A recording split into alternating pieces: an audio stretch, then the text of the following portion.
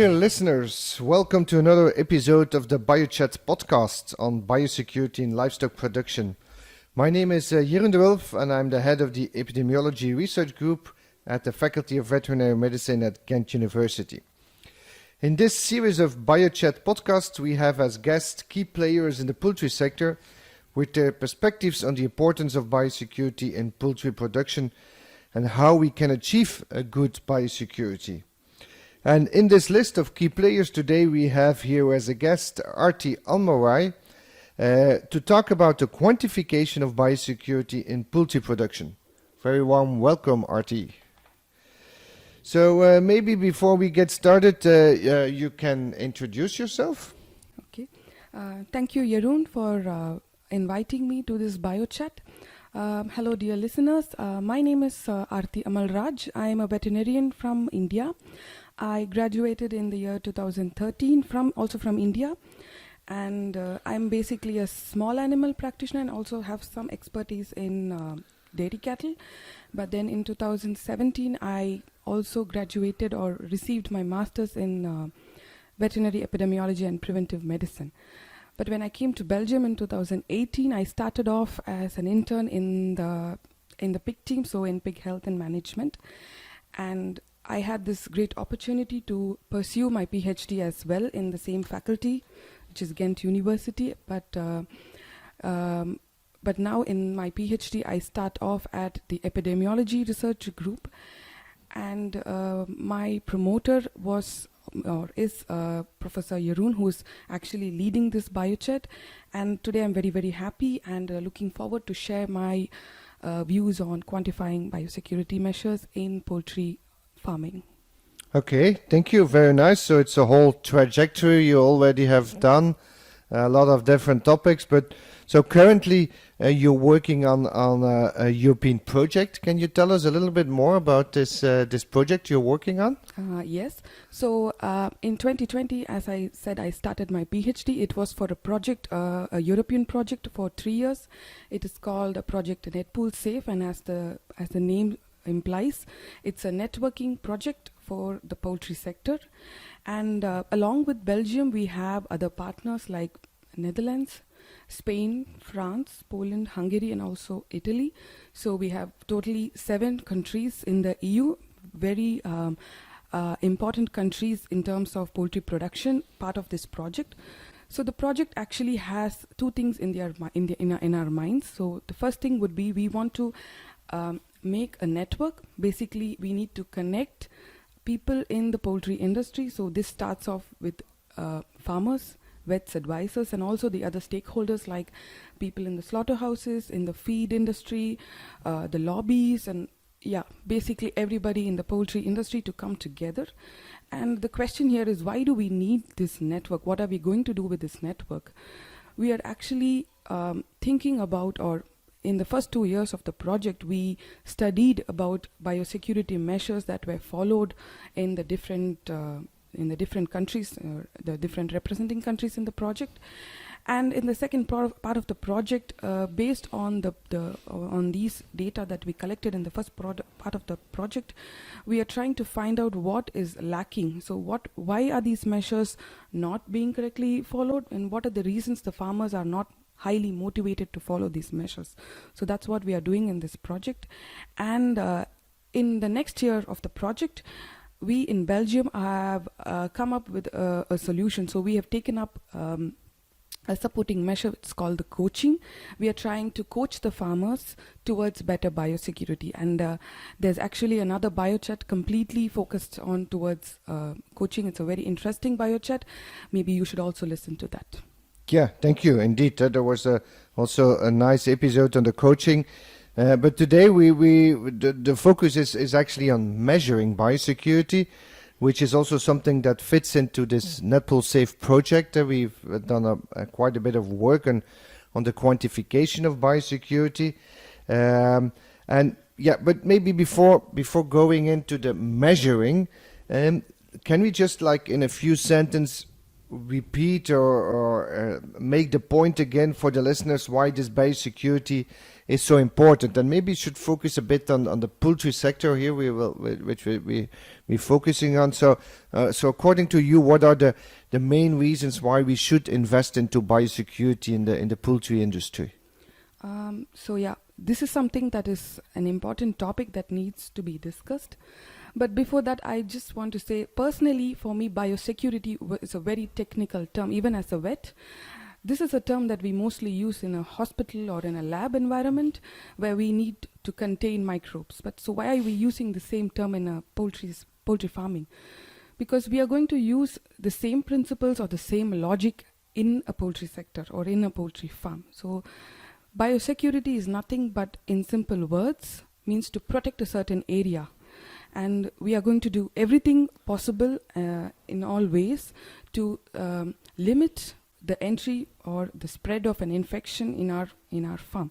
So biosecurity, ultimately, it's going to be the answer to all the challenges in poultry farming. Okay, thank you. So okay. Well, in that sense, it's really very important if it can be the answer to all challenges. Well, of course, it's going to contribute to them together with a lot of other measures. But biosecurity indeed is really a crucial thing. Given that it's so important, we also want to measure it, and it's goes along with the saying: if you can't measure it, you can't improve it. So it's a very well-known saying that you need to be able to quantify something, to measure it before you know where you are, and also you know where you can go to. So in that extent, we have developed the BioCheck scoring system. Can you tell us a little bit about this BioCheck scoring system? How does it work? What is the principle or the philosophy behind that system? Yeah, but maybe I start with not a story, but some introduction before that. So in a normal farm setting, we know that every day is the same work. It's the same routine, like from constructing to a farm to selling an egg. It's a daily routine job that a farmer does, and it's in his mind or in her mind that he always thinks, yeah, my farm is performing really well. I'm doing everything right. I get the right income. But there's always a 1% chance that something is overlooked or neglected, and that 1% a flaw could be the source or an entry point for an infection to come into your farm. And say there is an infection, we cannot have a completely sterile farm. It's impossible to avoid infection. We cannot rule out infection in a farm, and it's always unpredictable when there is a disease outbreak into a farm. So say there is an infection like avian influenza, or when we have parasitic infestations in a farm, what happens next? There's a lot of sample collection, testing. Animals are sick, they are treated. Animals lose their market value, and then consequentially there's so much of production losses. But if there was hygiene measures followed in a right manner, maybe the farmer will invest less on all these things. He's going to invest less time and less resources towards controlling all these harmful things that occurred in his farm. So our concept here is to find these neglected areas or overlooked areas well in advance, so that the pressure of infection is less on a farm. And rather than saying, okay, this is good or this is bad in a farm, what about saying this is putting a number to it and saying this is so much good or this is so much bad? For example, we say, yeah, John Doe's farm has a level of 62%, whereas the other farms in his region or his neighboring farms were 75%. What about having a number rather than just saying good or bad? We are going to number or measure the status of the farm. That is the concept of BioCheck. Okay, very nice. So indeed, we want to translate the level of biosecurity, the measures that are taken, into a score, into a number. And indeed, it's very interesting to make it measurable, quantifiable. And how do we get to this number? Where is this number coming from? Can you explain that to the listeners? Yeah. So Currently, we have biocheck already for the broiler and layer, and how the system was, it was adapted from another biocheck which existed for the pigs basically. So we had experts, we did literature study, we took into account all the different components of biosecurity or the different measures. So the biocheck. Can you illustrate some of these components? Well, what are these components to make it a bit more tangible? Yeah. So basically, the biocheck, you start off by filling a survey, and this survey has about 100 questions. So each question is like a biosecurity measure, and these questions are also divided between the different categories and subcategories. So the farmer does not get only an overall score of the farm, but he gets score for the individual subcategories or the individual questions. So these questions start off from where your farm is located, what is surrounding your farms, how do you practice, like when you enter the farm, what do you do when you exit the farm? Do you strictly follow hygiene measures? When there is a visitor arriving, when there is a new bird, what do you follow? So there are so many questions, nearly 100 questions in the survey, and for every answer there is a score that we give the farmer. Okay, so and the more you do the right things, the higher the score becomes. The lesser you apply the biosecurity measures, the lower your score is. So basically, the person who fills the survey, he gets a score from 0 to 100. Okay. 0 being, obviously it's the most unaccepted score, and 100 being the best score. Okay. And we I think in a way this is like an invisible advantage to the farmer, because we are not just telling him this is bad, this is good, but in a same farm he's able to realize how good he is in a certain thing and how bad he is in a certain thing. So we are not completely demotivating him by just saying all the bad things that's happening. But we are creating a balance through the survey. Okay, so it means that you not only get an overall score, but you also get scores on the subcategories to show you where are the strong points and where you have some weaknesses. Indeed. So there are about 7 to 10 subcategories.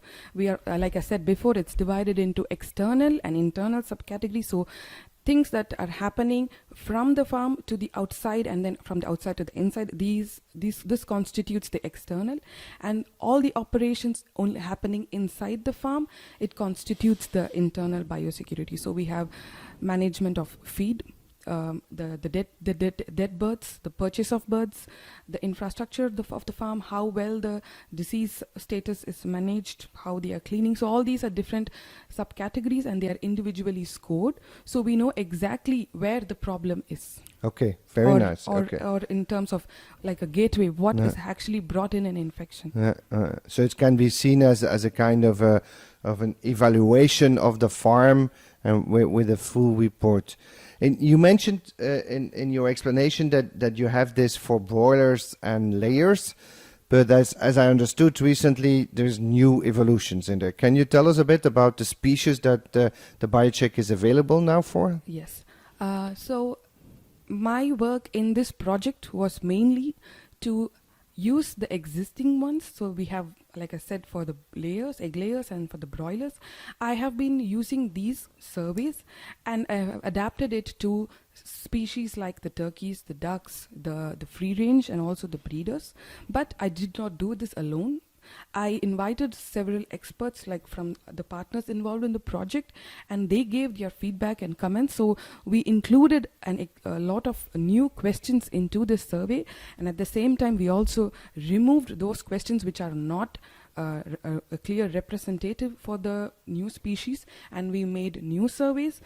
We not only made the new surveys, but the whole scoring system was also a very new thing for me. And so it's still happening. It's almost 99% over. The only one thing that we are supposed to do is putting this into a software, and in no time it's going to be available online. Okay, sounds great.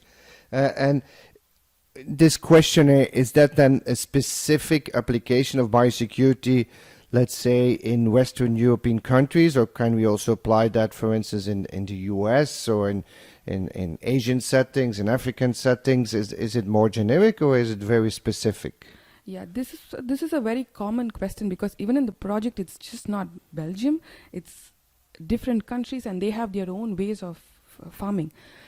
But in the beginning, when the biocheck was how do you say created, the focus was to have one tool that fits all kinds of sectors. So I could say that people in Asia, like in China, sorry, not China, but in Bangladesh and Vietnam, and also many countries in the EU, also Ireland, and I think they are all happy and satisfied with the way the questions are set and how the scoring works. So I think this is something that can be used worldwide. Okay, sounds good. And given that it's can be used at so many different places, is it then available in one languages, or is it available in multiple languages? So apart from English, so I think it's also there in Dutch, German, in Spanish, Italian, and the broiler and the layer alone, but not the others so far. We also have it in Chinese and Vietnamese. Yeah. Okay. So that sounds already very international, and indeed, it's a work in progress. Once we have the questionnaires available, we also translate them together with partners to make it broadly available. How is it with the availability? Do people have to pay for this in order to be able to use it, or where can they find it? To use the survey, you have to log into the website, but it's free of cost for the users. So you can log in, you can fill the survey online. You can also print it out and take it to the farm and have a visit of the farm and then fill it. However, at the end of this, you will get a very basic preliminary report, but you can do so many things with this report. The report shows you how well you're performing, and it compares with the nationwide or the worldwide scores. But there is a possibility to get more advanced features as well, but then you have to pay a little bit more for this, and this is called like an advanced feature. It's a unique thing, and you have to pay around 300 euros for a year, and you can, I think, almost input 30 surveys in this. There are more than 5 features in the advanced report. You can make a report. You can actually, for example, in a normal basic report, it's a more generalized thing for all the farms, but in an advanced report, it's possible for you to add your own input, because sometimes a consultant is related to the farmer in a certain way, so he's able to add or remove things which are not apt for the farm. Okay, so if I understand correctly, the basic version is totally free for use. Anybody can use it without any costs. If you then indeed want to make use of these advanced features with this automatic feedback report and so on, there is a little cost to be paid. Yes, indeed. Yeah. Okay. And to whom is this actually orientated? Do we expect farmers to fill in the questionnaires, or would it more be like farm advisors, veterinarians? Who do you see using the system the most? It's available in a lot of languages, but that doesn't mean that a farmer is free. He can use it, but I would say that the consultant, the vet, or the advisor, it's best for them to do it. It will be less biased. Maybe there's less misinterpretation of the questions. Although it's an easy survey to be filled, it's by all means best for the consultant or the vet to do it. So where can people find this website and the questionnaires to fill in? So if you want to fill in the survey and get your scores, all you need to do is go to www.biocheck.eugen.be, and the surveys, like I said before, are available in a number of languages. You can select the languages and fill the surveys. Okay, and all this data that is collected, then is that stored safely? Who has access to this data? Because I can imagine that people that fill it in are just wondering where does this data goes to. So normally all the data that is collected, it's stored it's safely stored in the biocheck database. I will not go too technical into it, but safe to say that your data is very, very safe with us. It is firewall protected and it has no public access. Yeah, indeed, and it's never shared with other people, so it can be used for training and scientific research, but it's not going to be shared with without the consent of the owner of the data, the person bringing it into the system. It's never going to be shared with anybody else without their consent. Okay, it sounds very interesting. Is there anything else you want to tell about this biocheck system? Why it's useful, or why your experiences with using it in farms? Can you tell us whenever you have used the biocheck, what is actually the next step? So we fill in the biocheck, you get a report. What's next? So at the end of filling in a survey, you get a report, and it's a very simple table that can be understood. What the report shows you is a score, your score, the farm, because you answered, and it reflects on scores. And then there's another part of the table that has scores from a worldwide average. It can show you. So this will help you benchmark of your farm or compare. If there's a lot of data from your country, then your nation-wise score is also in this table. There are also graphical representations of the same reports, which is easy to understand. The thing with this report is that it clearly shows the areas of the farm which lack very much in hygiene, and maybe you can focus on these areas, like you know that in a certain aspect you've done well. Maybe you also focus more in future on this. So after 6 months or after a year, you come back and you fill the same biocheck again. It will clearly show you that there has been an evolution in the level of biosecurity in your farm. Yeah, indeed, absolutely. And I think that's important, that you can not only measure the biosecurity level, but you can also measure your improvements made. And that can be very motivational for people to continue to invest into this biosecurity measures. So thank you very much, Artie, for this very interesting explanation. And also thank you to the listeners of this new episode of the Biocheck podcast. I hope you enjoyed it and found it again useful. And if so, please do not forget to leave a review on our podcast, and maybe also share it with friends and colleagues, so that others also get the opportunity to listen to this podcast. I hope to hear you back on the next BioChat podcast episode on biosecurity in livestock farming. And in the meanwhile, keep it healthy and biosecure. Thank you very much. Thank you for listening.